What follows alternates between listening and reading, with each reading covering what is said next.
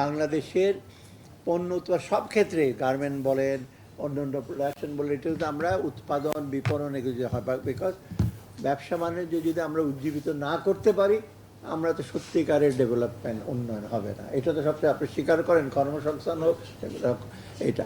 এর মধ্যে আমাদের অতি প্রয়োজনীয় জিনিসপত্র, ভোগ্যপণ্য, বিশেষ করে পোলট্রি, মাংস এবং মাছ, এই তিনটা নিয়ে আলাপ করেছে। ব্যালেন্স ফুড, শুধু করে ডিম। ডিম তো সবচেয়ে বড় প্রোটিন, মানে ভালো। আমাকে ডাক্তার বলছে পারলে 4টে ডিম খাও, তুমি মুরগি না খেতে পারো। সো ডিম এগুলো না, ডিম is one of the most balance. ডিম, মিল্কের ব্যাপারে অনেক কথাবার্তা আছে, ডিমটার ব্যাপারে এতটা না। অর্থাৎ আমরা বলেছি আজকে এটা নিয়ে যারা বড়, যারা প্রডিউসার পোলট্রি, চিক্স, মাঝারি, ছোট, তার বিপণনকারী আছে, কাপ্তান বাজার আছে, কারণ বাজারে ডিমের হিসেবে, মাংস ব্যবসায়ী আছে, তাদের সাথে আলাপ করেছি। তবু বলেছি এই উৎপাদন যাই এখন আপাতত চেষ্টা করুন উৎপাদন বাড়াতে, আবার বিপণনের জন্য বাজারের জন্য যায়, এবং বিপণনের ক্ষেত্রে মিডলম্যান আছে, অনেক কিছু আছে, সেটা আলাপ করি, সেটা কমানো যায়। আর ভোক্তা অধিকার আছে, তারপর আমার কম্পিটিশন কমিশন, তারা এগুলো মনিটর করবে ঠিকভাবে।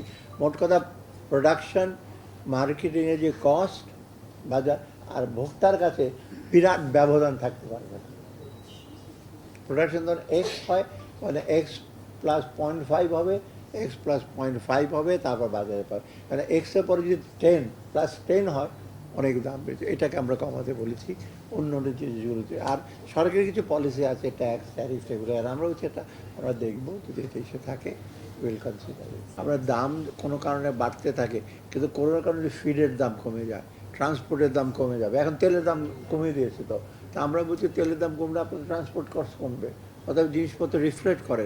বাংলাদেশের ওই টেন্ডেন্সি উপরের দিকে ওঠে আর নিচের দিকে নামে না, সেই এটা চলবে না, নামতে হবে। তবে খুব খারাপ যে একেবারে তা না, যে হতাশায় কমে একদম লোকজন ইস্যু করতে পারছে না, সেটা আমি মনে করি না। আমার মনে হয় মোটামুটি সন্তোষজনক অবস্থা আছে। এটা যেন আরও সন্তোষজনক বেটার হলো, আর যেন সুখ হয়, লোকজন যেন আরও কমফোর্টেবল হয়, সেটা আমরা চেষ্টা করি।